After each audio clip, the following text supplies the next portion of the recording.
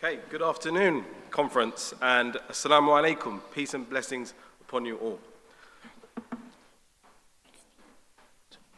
So, the UK, along with the UAE, as you may know, were one of the first countries, major countries, that committed to the target of net zero by 2050. But following that announcement, the UK Climate Change Committee, who are an independent body that advised the government, reported that over half of the emission reductions identified to reach net zero must actively involve people. The public need to be involved. And there's a balance between the carrot and the stick approach. You know, we could say by 2030, all vehicles are electric. You've got no choice.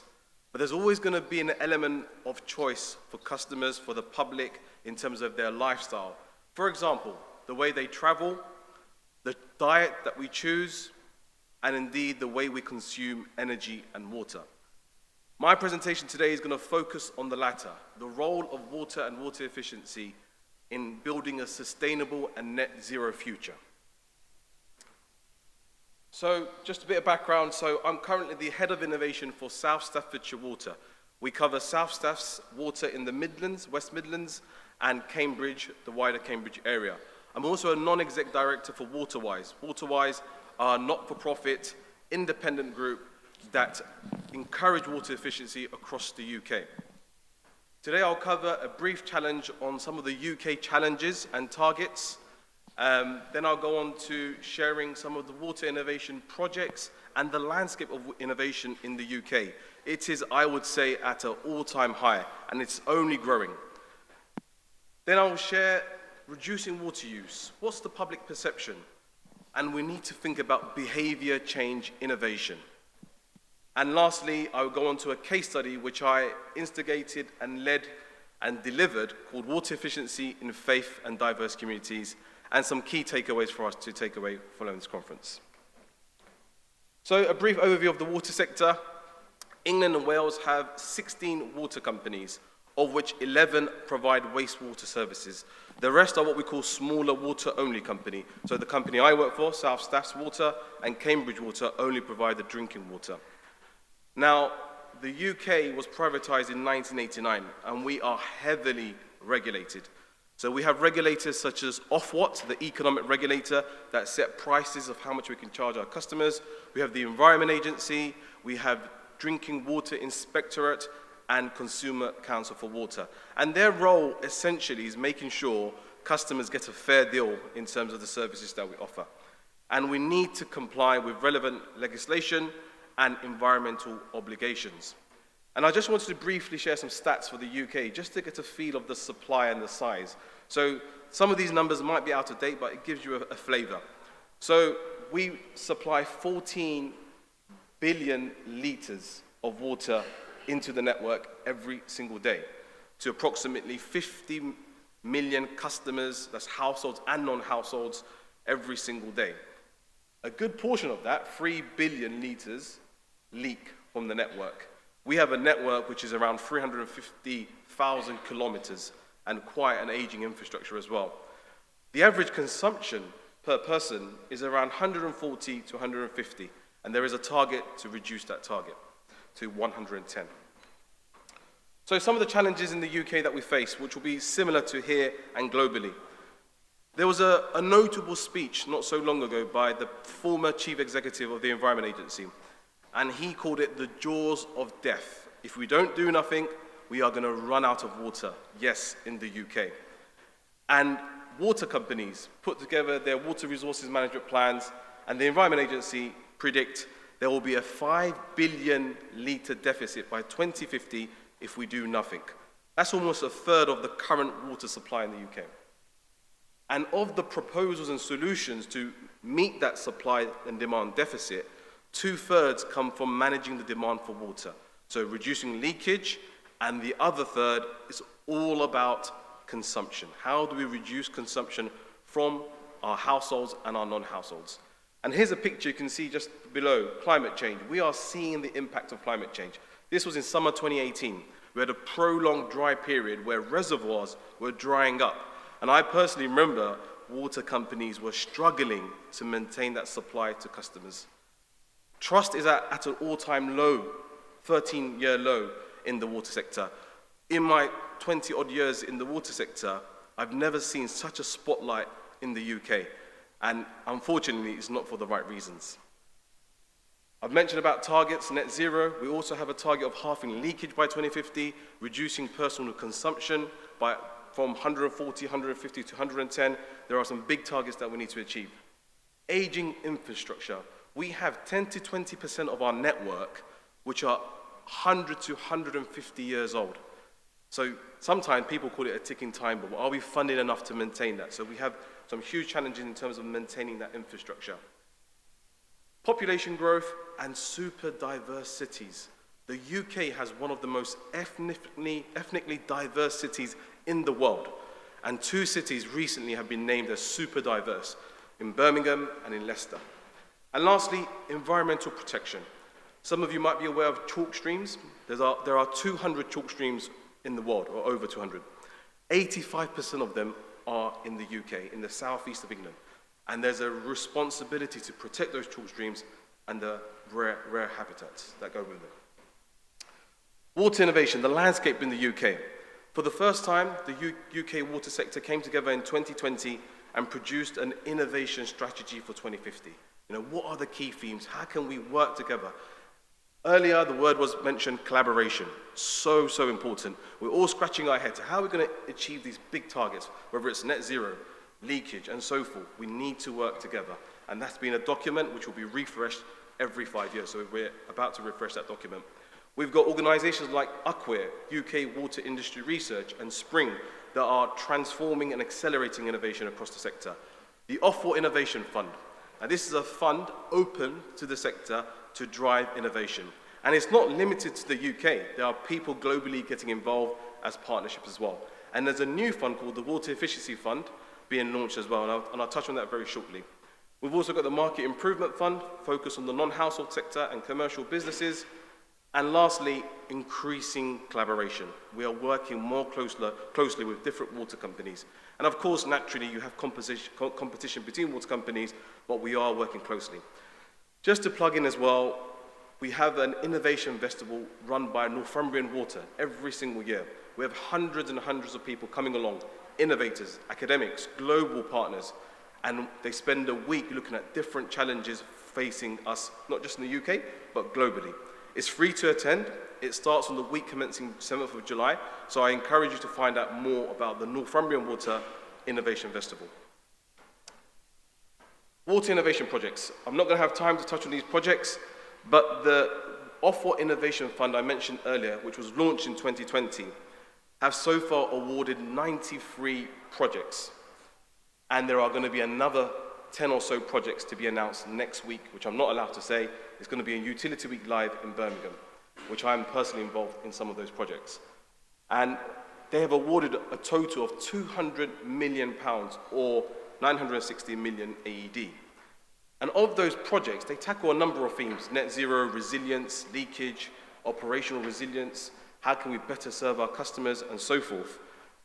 30 of those projects have been complete, and they are now available. The projects are there, the technical reports are there. I definitely encourage you to go and find out about those projects, and how can you take some of that learnings here in the UAE. And here's a link I've sent there as well. So if you do Offshore Innovation Fund winning projects, you'll find them all there. Lastly, just to highlight this project, which is really interesting, Project Zero, it's all about water neutrality. When you've got a new development, and there's loads happening here, of course, how can you make sure that development doesn't put strain on water resources? How can you make it water neutral? And the 2 things they did here was, 1, technology, water efficient appliances, metering, water recycling, rainwater harvesting, but alongside that is behavior change, getting people to change their habits, which, as we know, takes time. And that's a project currently live, and you can see updates on that website as well. Our net zero journey. There are a number of activities that we need to do, and you see those list of activities there are very similar for many water companies. But those last 2 boxes there, smart metering alone doesn't give you water efficiency savings. It's how you use that data and how you inform customers. And that's why behaviour change is so, so important. We have a national target for the first time in the UK to reduce consumption from that average I mentioned, 140 to 150 litres, to 110 litres. That's not an easy challenge. If you look in history, 60, 70 years ago, we used to consume 50% less water in the UK. And there's a number of reasons. We're showering more, personal hygiene and so forth. But how do we reduce that consumption? We need a generational shift in how we consume water. And there are a number of initiatives that the UK are doing. One is called water labelling, water efficiency labelling.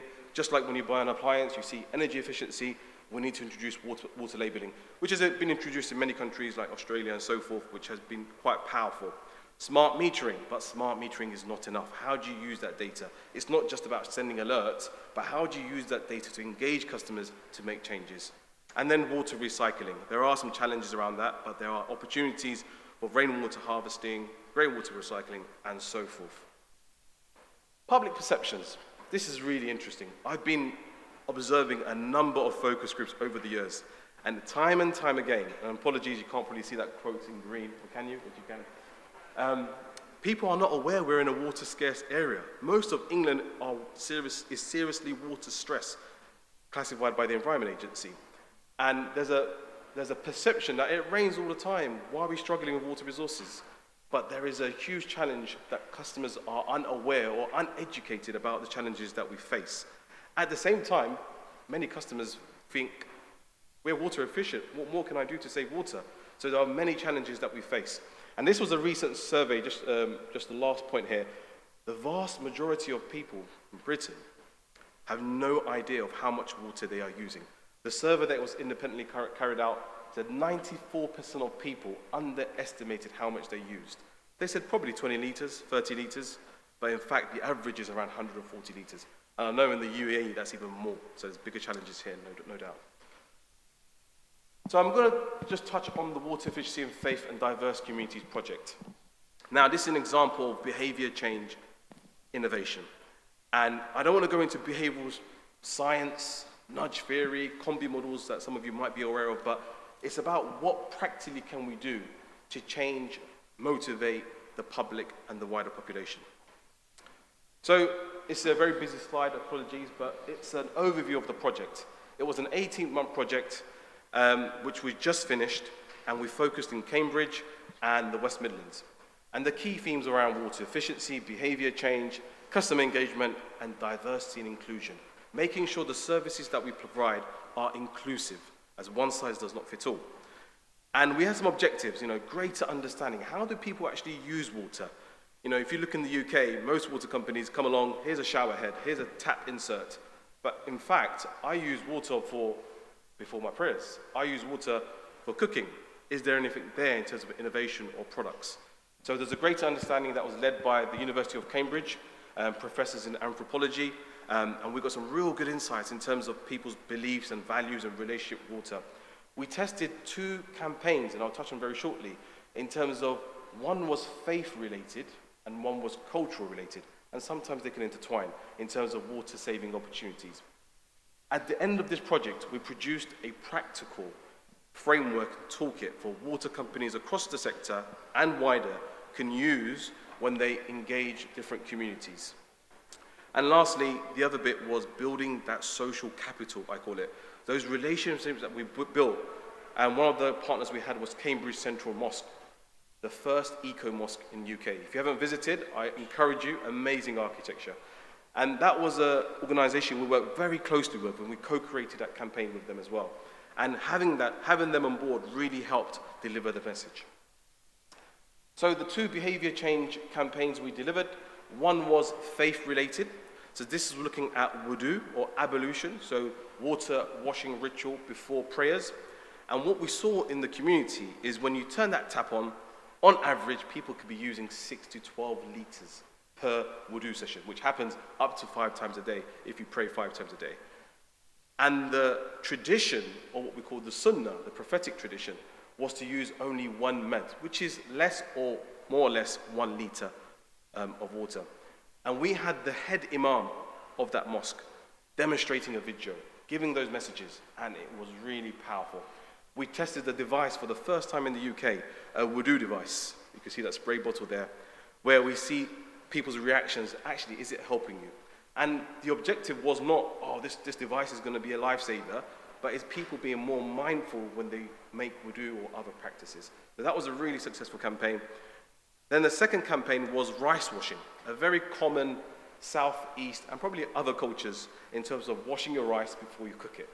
And we were fortunate to have Ping Coombs, who's the Master Chef winner in the UK, who comes from a Malaysian background and very authentic in terms of she had her own mother washing her rice 7, 9 times. And it was really powerful to get that message out in terms of, do you have to wash rice as many times as we do in some communities? And also, can you repurpose that rice water for gardening, beauty purposes, and so forth? Again, really successful campaign, saving 5 litres per wash. We had a 500,000 reach. And it was very difficult to measure the water saving because we're not smart metered yet. It is coming.